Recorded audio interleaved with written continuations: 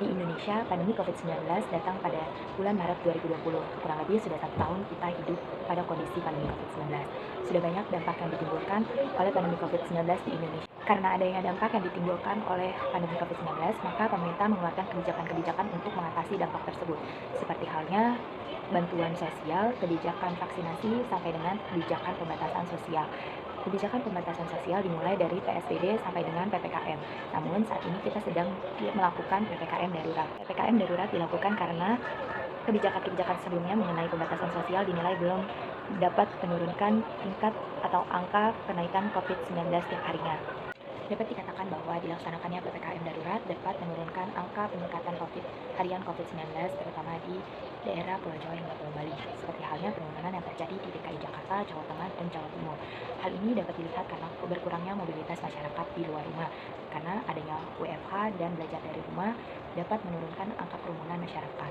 Namun, pelaksanaan PPKM darurat juga memberikan dampak pada masyarakat, terutama pada para pelaku UMKM. Banyak pelaku UMKM yang mendapatkan penurunan omset hariannya. Hal ini dikarenakan banyak masyarakat yang enggan keluar rumah karena banyaknya jalan atau akses jalan yang ditutup. Seperti halnya akses jalan perbatasan antara Jakarta dengan Depok. Hal ini dikarenakan untuk mengurangi mobilitas masyarakat berpergian setiap harinya. Dapat dilihat bahwa pelaksanaan PPKM darurat dinilai belum optimal atau masih kurang efektif karena memberikan dampak pada masyarakat, seperti halnya kesulitan dalam akses jalan sampai dengan pendapatan atau omset para pelaku UMKM yang semakin menurun setiap harinya. Pada itu, pemerintah sebagai penyelenggara negara telah memberikan kebijakan yang sebaik mungkin yaitu PPKM darurat untuk menurunkan angka kasus harian COVID-19, terutama pada kasus COVID tertinggi di daerah-daerah Indonesia seperti Jakarta, Jawa Tengah, Jawa Timur. Hal ini dikarenakan untuk memutus mata rantai COVID-19 di Indonesia. Maka agar pelaksanaan PPKM darurat berjalan dengan lancar, pemerintah daerah dan pemerintah pusat harus bekerja